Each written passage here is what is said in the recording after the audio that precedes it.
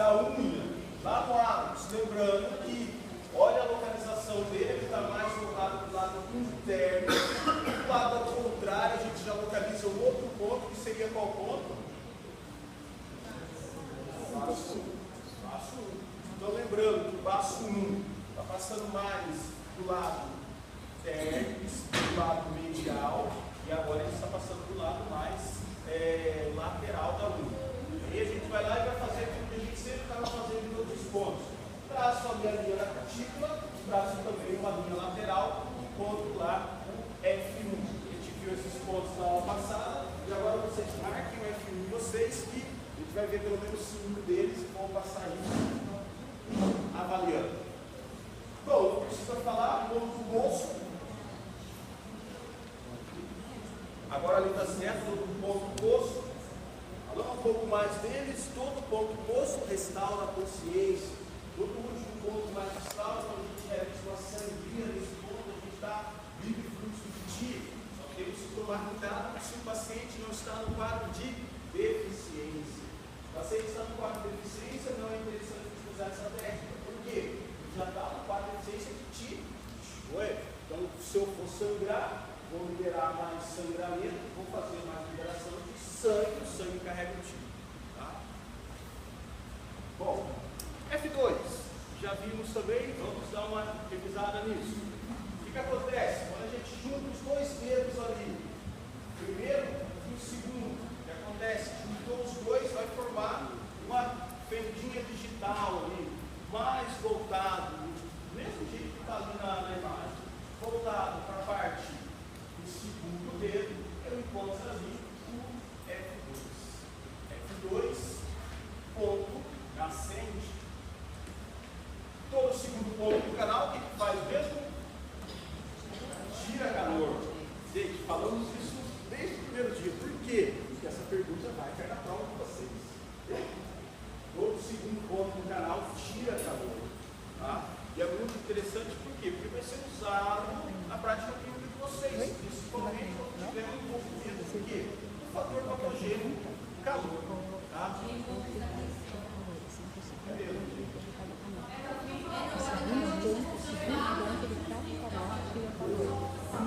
calor. Por isso que eu prefiro abaixar um pouco o volume do ventilador. É melhor. Abaixa um pouquinho o volume desse ventilador. Até mesmo na minha voz, né? Ninguém vai conseguir. Eu podia fechar a porta também. Já deu uma melhorada. Ó, já melhorou. E se fechar a porta? Fazemos qualquer negócio. Vamos fechar.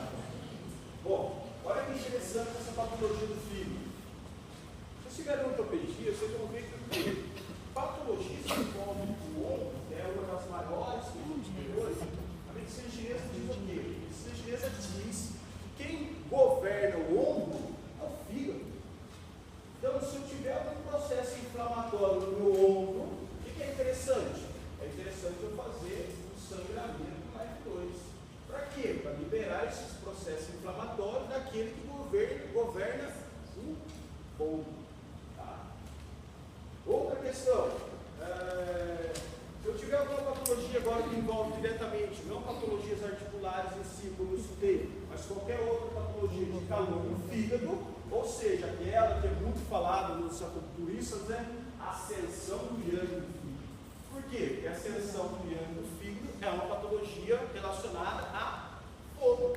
Então entra aí o F2. De que maneira? Dispersão. Tá? Porém, lá no ambulatório eles gostam de realizar uma técnica da seguinte questão: ascensão do yang do fígado. Lá no ambulatório eles deixam muito de utilizar o F2 e utilizam essa técnica aqui, ó. Dispersa o F3 e tonifica o F8. É um pouco mais eficaz. Vamos explicar o porquê? Porque se a gente for ver agora o terceiro ponto,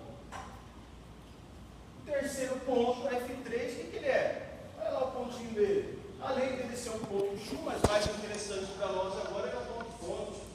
Ou seja, é um ponto que equilibra o canal. Então, olha o pensamento quando utiliza essa técnica, que é bastante interessante. Vocês lembram que o F3 é ponto fonte, todo ponto faz? Ele equilibra o canal. Então o canal está com uma ascensão do yang do fígado. O que eu faço? Eu disperso o ponto fonte dispersa o canal e equilibra. Não naquela questão de dispersar, talvez, dispersar para causar uma deficiência. Não, ele dispersa e equilibra.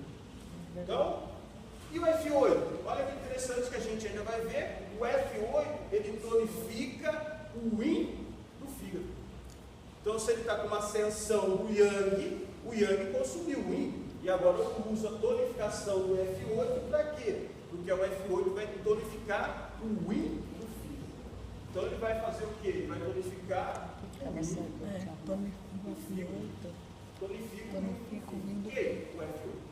Então, por isso que no ambulatório eles usam essa técnica. Na ascensão do yin do fígado, o que eles fazem? Dispersa o F3 e tonifica o F8. Abaixa o yang do fígado e controla com o ponto fonte. Depois eu tonifico o F8 porque ele tonifica o yin. Tá? Mas eu posso utilizar também, acrescentar que mais o F2. E aí eu comprimido a minha técnica. Por quê? Porque agora eu estou tirando o calor. Então vamos além.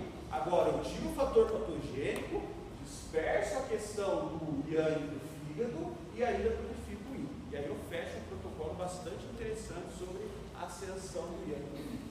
Tá? Só lembrando para vocês se recordarem lá em síndrome diagnóstico, que olha daí embora, né? Que quando há uma ascensão do yang do fígado, ele consome o yin do rim. Tá? A ascensão do yang do fígado consome o yin do rim. E aí, nesse protocolo, a gente vai ter que utilizar mais o R3. Por que o R3? Porque o R3 é ponto fonte do canal do rim. Tá? Bom, vamos parar de falar de síndrome diagnóstico, vamos falar de localização.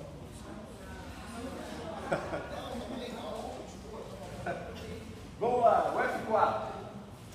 Recordando o F4, só para até chegar ao nosso aparelho em si. Como diz lá, na frente de uma anel de inferno, sobre uma linha que une um vaso em 5 e uma linha que une também o E41. Então, vou ter que unir esses dois. O que ele faz? Ele trabalha lá o Ti do fígado, regula o aquecedor inferior, elimina o calor e a estagnação. Falamos sobre isso na aula passada. Trabalha bastante o aquecedor inferior. Recordam-se que o canal do fígado, trajeto externo e interno. Trajeto externo vai começar lá no dedo, ele vai subir pela parte do joelho, e aí quando ele chega na virilha, ele interioriza. Então, a virilha, como ele faz? Ele circula os órgãos genitais, tanto do homem quanto da mulher. Então, quem ele trabalha também é o aquecedor inferior. Então, esse ponto também pode ser utilizado, no caso do F4, para trabalhar problemas relacionados ao baixo ventre, ou até mesmo os problemas de órgãos sexuais, tanto masculino quanto feminino. Tá? Agora a localização dele. Vocês lembram do passo 5? Sim. Exatamente. Ele vai pegar para vocês. Lembram também do E41? Sim, E41 sim. Mas o passo 5. Aqui, ó, passo 5 aqui, ó, bem nessa, aqui no eu acho que aqui, ó, passo aqui, né? Eu não sei muito bem, então, eu ainda não sei muito bem, só nesse dela, Passo 5, ele quer? era uma linha aqui assim, ó, eu não sabia se era linha, na verdade, aqui comecei a dar. E o F3, você sabe onde é? No Rio. Bom, vocês lembram do passo 5 do E41? E41 sim. Sim? Uhum. Então vamos lá, gente. 41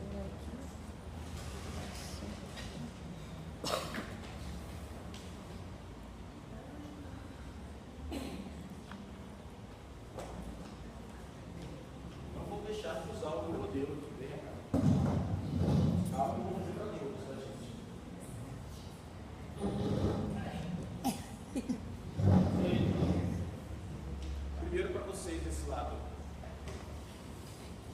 Olha lá.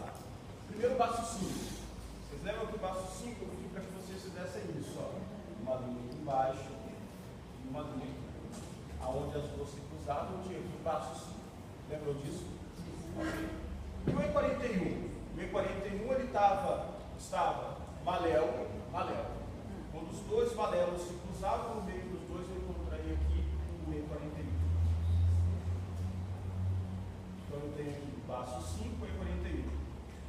Faz uma força aqui no modelo, para cima. Ó, aqui ficou fácil, por isso que esse modelo é bom, né? Ó, o ponto apareceu aqui. Então ele está no meio do passo 5, com o E41 do lado do tendão flexor do ápice, aonde surgiu aqui. Do lado, faça a palpação e o ponto. Ué. Tudo bem, gente? Tudo bem? Vamos ver a posição.